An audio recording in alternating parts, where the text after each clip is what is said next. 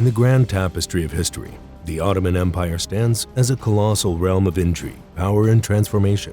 At its heart were the Ottoman Sultans, figures often shrouded in a blend of myth and grandeur. In the shadows of the Ottoman Sultans, the harem system stood as a world of its own, a realm where power and intrigue danced a delicate ballet.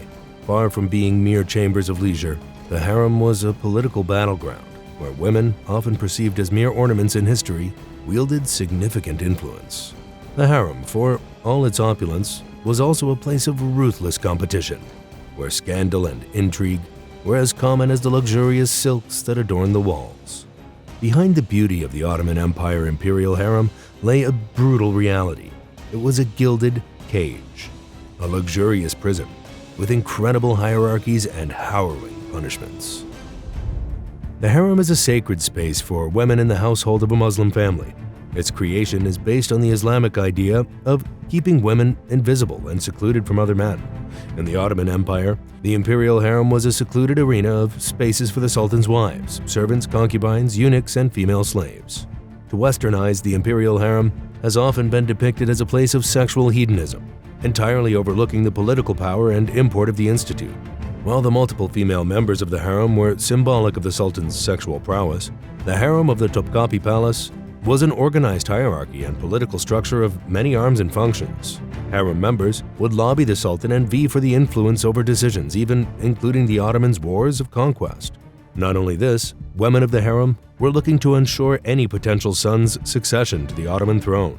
Though this was not all uneasy power dynamics and subjugation, women in the harem had considerable education, living standards, and most importantly, influence. While Western outsiders would predominantly imagine the Topkapi Palace as a place of sensual indulgence, the court ladies had a significant role in palace politics and power dynamics.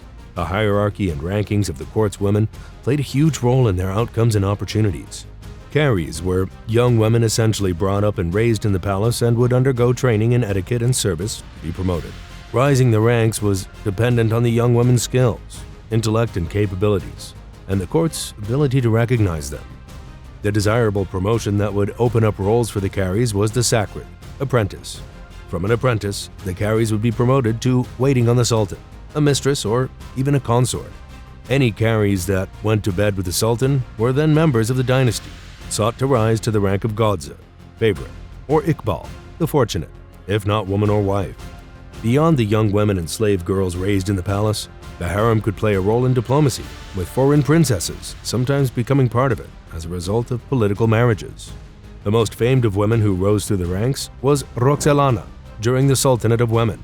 During a period from 1533 to 1656, women of the imperial harem had wielded considerable political sway and influence. This started with the marriage of Suleiman the Magnificent to Hurrem Sultan Roxelana. She would begin her life captured in a slave raid by the Crimean Tartars. From there, she was transported across the Black Sea to be sold at the Ottoman capital. Taken in by the imperial harem, Roxelana rose through the ranks and eventually became the favorite of Sultan Suleiman. Following their marriage and bearing 6 children, Roxelana would act as the sultan's advisor on matters of foreign policy and affairs of state. She is famed for publishing her own works and writing letters to King Sigismund II, Augustus of Poland. She is also not a figure without controversy. Roxelana is claimed by many, though these claims are highly disputed, as having a role in executions at the imperial harem. The most powerful woman in the imperial harem, without a doubt, was the Valide Sultan, the mother of the ruling sultan. She would have been a previous concubine or wife of the sultan's father, and had earned her spot at the top of the hierarchy. Any woman of the imperial court wishing to enter or leave could not do so without the permission of the Valide Sultan. Her sway was considerable. All eunuchs reported directly to her, and her power over concubines could be a literal matter of life and death. She was a key political player in the empire and could influence government actions, often over the imperial council itself. Many Valide sultans overtook huge architectural and philanthropical projects. Among the most remarkable was Nurbanu Sultan, who held profound sway over the son Sultan Murad III from 1574 to 1583. The dark side of the harem. While the Valide Sultan sat at the lonely top of a political pyramid, she would often be the harbinger of the darker side of the harem, punishments. Women of the imperial harem found guilty of insolence and ill discipline were subject to physical punishments. Whipping and flogging were the most commonly doled out, and were often done in the view of the whole palace to act as a detriment to others. Should a woman of the harem not take this warning and continue to be insolent, she could be exiled to a severe extent. Typically, they would be sent to the old saray, the old palace, on the orders of the valide sultan. This was in reaction to accusations of treason and actions bringing disgrace to the harem. Here, the banished women would have their savings taken from them, and they would have no possibility of a marriage or future. Curiously, this is also where the current valide sultan would have sent the previous. The message to the exiled was clear: you're here to get old and die alone. In a mix of so many people, all with a claim and desire to influence and power, the imperial harem was the center of many scandals. Valide sultans would often position themselves against the sultan's wife and concubines. When Nurbanu Sultan died on December 7, 1583, the first assumption was the valide sultan had been poisoned by a potential rival for power within the harem. Yet with so many bodies and so many people vying for the same spot in the same bed, the Ottoman court, like many a royal court before it, was the site of many sexual scandals, rumors, and innuendos. Sultan Murad III would reign from December 1574 to January 1595 as Sultan of the Ottoman Empire. During his rule, he oversaw expansion of the African East Coast and continual conflict with the Safavids and the Habsburgs. However, it wouldn't be his wars or territory grabbing, or, for that matter, his patronage of the arts, that Murad III would be remembered by. During his time, Murad III would have 40 wives at the imperial harem and sire some 26 known sons and at least 30 daughters. Murad III never left Constantinople, and in his final years, never left the harem. His days at the harem were prayers, meals, and meetings with concubines day after day. Murad is continually noted by historians as a crystal-clear example of sexual excess over the importance of state affairs. Suleiman the Magnificent, Sultan from September 1520 to September 1566, was not shy of the rumor mill despite an iconoclast reign. His Grand Vizier, Bargali Ibrahim Pasha, was not only a very close friend of Suleiman, but was believed by many to be a lover. While this is based on conjecture and there is no historical evidence of this, some hints suggest it could well be possible. Chronicles have detailed Ibrahim Pasha as Makbul, the male term for the favorite, a term usually given to women of the imperial harem. Furthermore, the once slave to Suleiman did share his bed on more than one occasion as his first officer of the royal bedchamber. The brutality of the harem, making a point. The Ottoman Imperial Harem was no place to be caught out of favor. Even the most high-ranking of officials could be brought to physical punishment or worse at the Sultan's request. Pashas, Grand Viziers, or any other highest-ranking officials were not guaranteed safety from the wrath of the Sultan.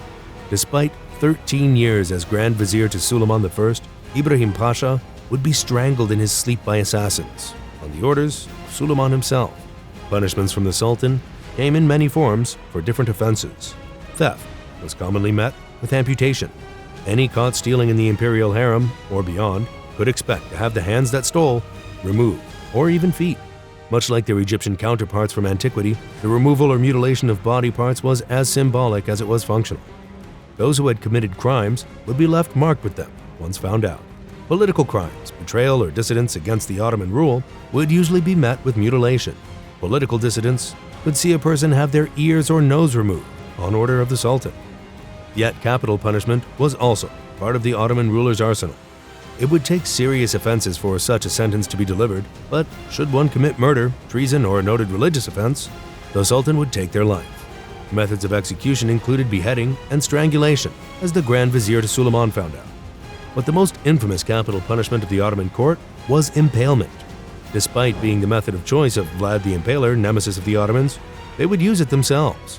Accounts detail highway robbers, pirates, and those who broke into mosques being impaled across the 18th and 19th centuries. Important people, important prisons. When there's only one seat at the top, if you don't include the Valide Sultan maybe, punishment could extend into deadly and unimaginable ways. One of the most fascinating elements of the Ottoman court was the kafis system. The desire to succeed the throne brought on a slew of murders in the early Ottoman Empire. Succession wars became commonplace between rival sons of the deceased sultans. As one can imagine, if enough rivals to the throne go around killing each other, the throne just might not be claimed. The kafis was a cage in which a successor could be kept supervised and surveyed by palace guards. Strangely, they were placed under house arrest, but the system assured murder was no longer a normal course for succession. First introduced in 1617, heirs being confined, while severe, assured a continuation of the dynasty. This is History on Fleek, and we'll see you next time.